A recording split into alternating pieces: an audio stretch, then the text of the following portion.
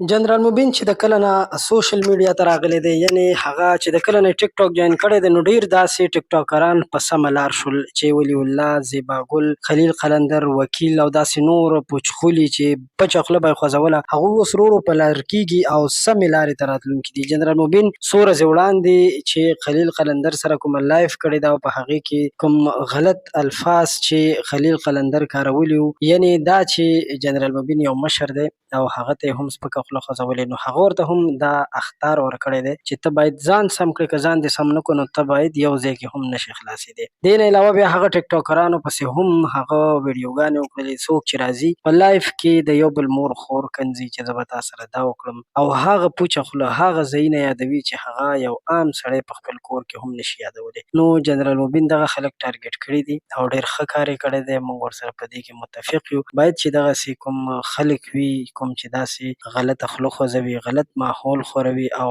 غلط ملګري پیدا کوي، نو دغسې خلک باید د سوشل میډیا نه لرې کړی شي.